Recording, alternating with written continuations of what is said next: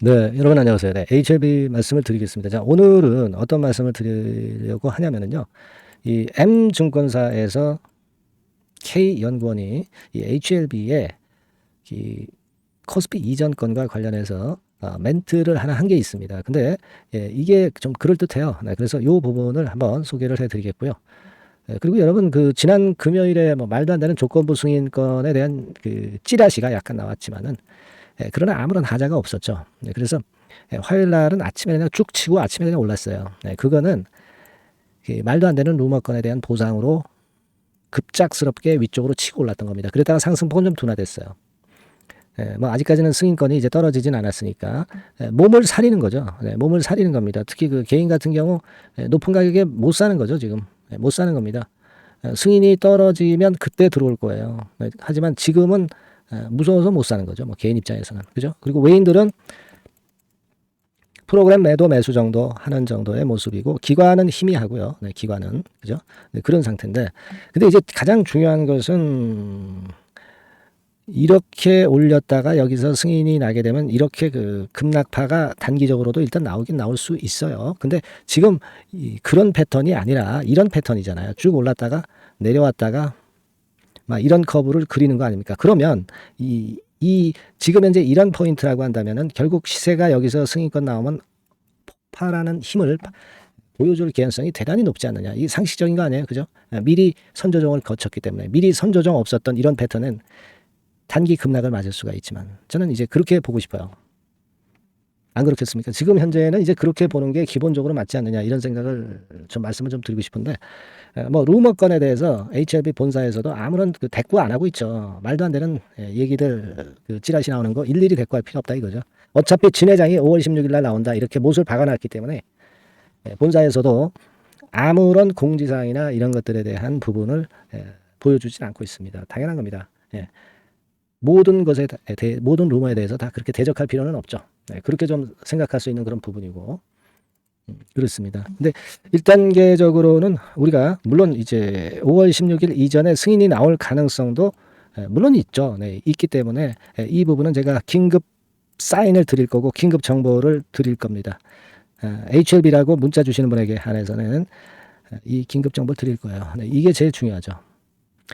일단 이렇게 문자는 주시는데 하지만 저는 일단 5월 16일 정도 여기 이때 그냥 난다. 이렇게 지금 현재 진 회장 얘기대로 생각하고 계시는 게 낫지 않겠나 하는 생각을 말씀을 드리고 싶습니다. 자, 그리고 우리가 지금 이제 HLB 같은 경우 보면 오늘 같은 경우 여러분들 그 보시다시피 개인이 최근에 쭉 집중 매수한 흔적이 나오진 않고 있어요. 되게 막판에 그 개인들이 집중 매수하면서 쭉 꼭 호재 노출되고 꼭 꼬꾸라지는 경우가 많잖아요. 지금 현재 보면 그런 경우가 나오진 않고 있고 외인들이 좀 매수하고 기관들이 좀 매수하는 정도. 하지만 외인이나 기관도 뭐 적극적이지는 않아요. 얘네들도 아무래도 뭐 승인을 보고 하지 않겠어요, 그죠? 그렇게 생각이 됩니다. 그리고 외인 입장에서는 공견들이 많기 때문에 자꾸 주가를 누르려고 하는 측면이기 때문에 적극적으로 매수는 안 해줘요. 지금은. 그러나 승인이 나면 문제는 틀려진다. 이런 생각을 할 필요가 있는 그런 부분이라고 생각이 듭니다.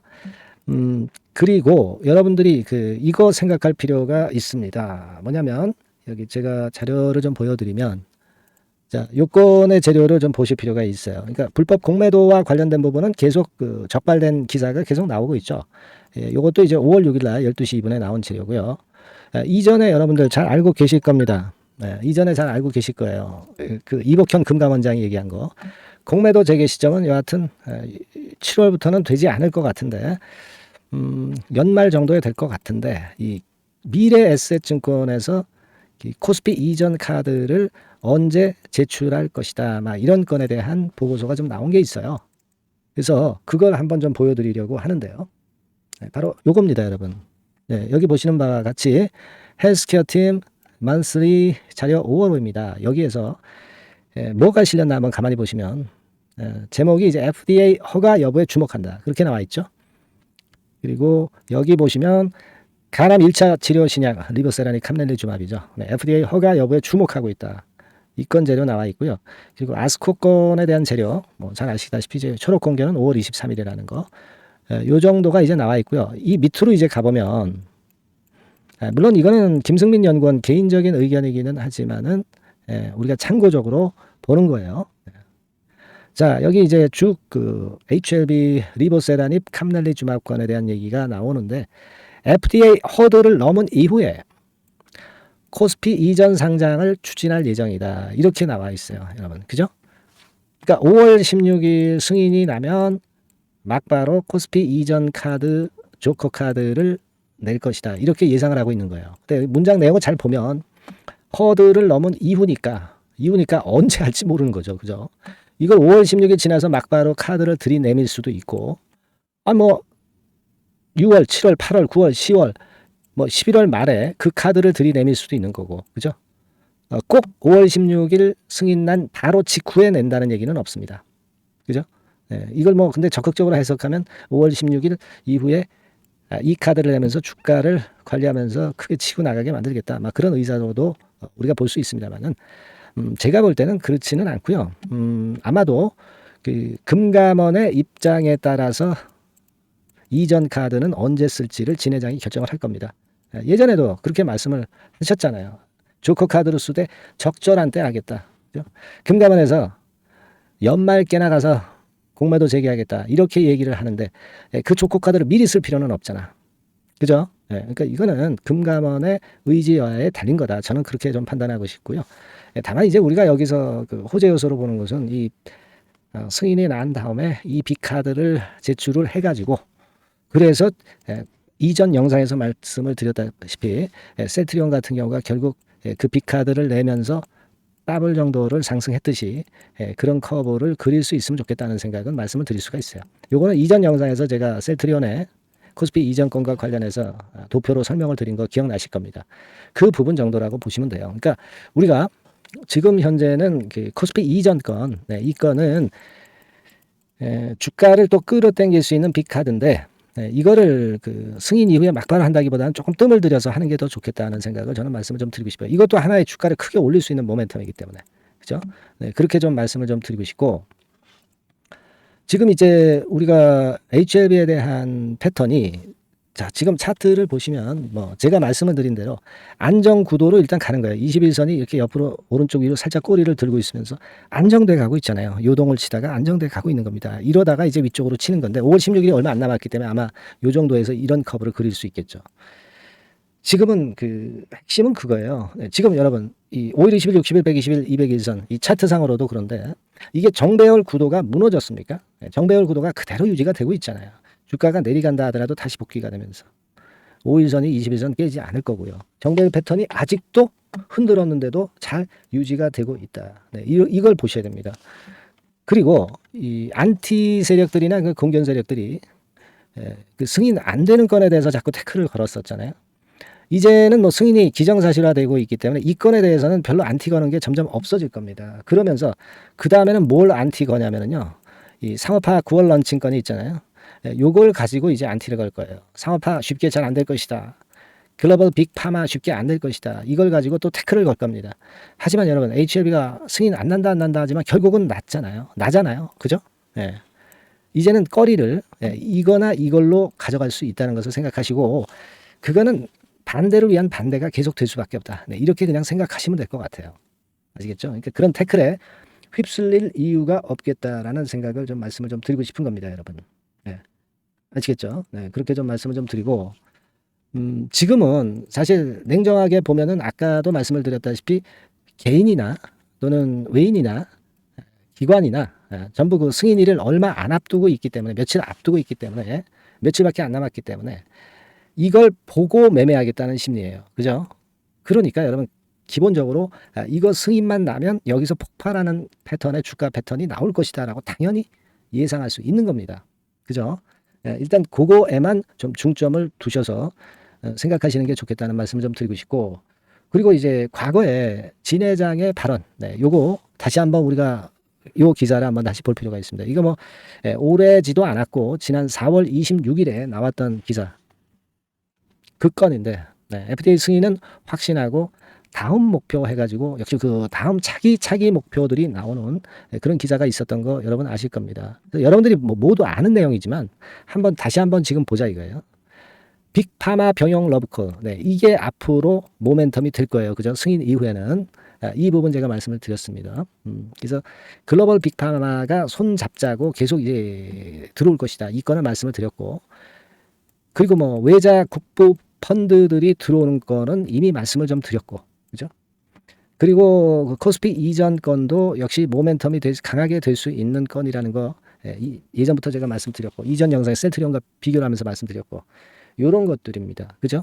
그리고 당장 승인이 되고 나서 상업한 건의 9월달 런칭 건이 존재하고 있다는 것도 우리가 주가를 끌어당길 수 있는 모멘텀이고, 그렇지 않습니까? 이런 것들이 줄줄이 지금 현재 엮여 있다는 것을 여러분들은 생각하실 필요가 있다 이겁니다. 그리고 아스코 건도 있다고 말씀을 드렸죠. 네, 이거 5월 23일 날 초록 공개가 되는 겁니다. 그러니까 이런 건들이 계속 이어질 거예요. 그래서 제가 이 기사를 다시 한번 보여드리면서 여러분들이 잊지 않으셨을 것으로 보고 다시 한번 말씀을 좀 드리는 거예요. 네, 이렇게 얘기가 나왔던 부분을 생각할 필요가 있겠고요.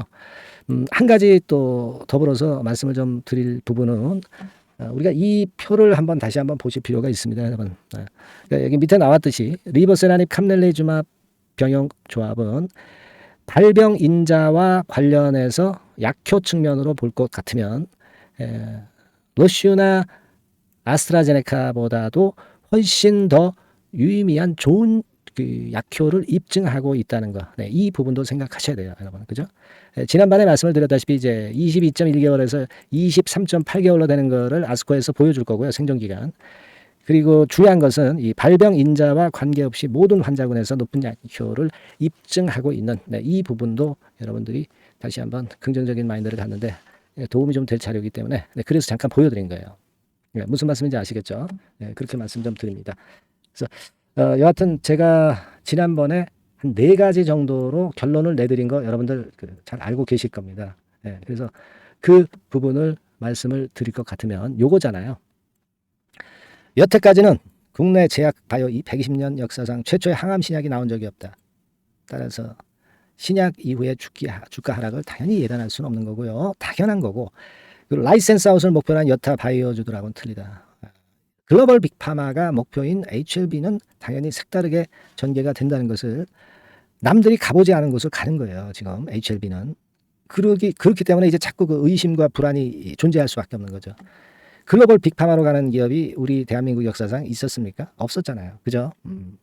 그 부분이 색다르고 선구자이기 때문에 여러분들이 색다른 감각으로 HLB 주가를 바라봐야 된다는 거. 그죠? 그리고 아까 뭐 최근에 강조드리고 있지만 3월 말 이후에 미리 조정 거친 이후이라 역 V자 급락이 아닌, 그러니까 이렇게 됐다가 이렇게 되는 패턴이 나오지는 않는다는 거죠. 그죠? 지금은 이렇게 됐다 이렇게 되는 패턴이니까. 그죠? 이게 아니고 이거다 이런 얘기예요. 그 얘기잖아요. 그죠?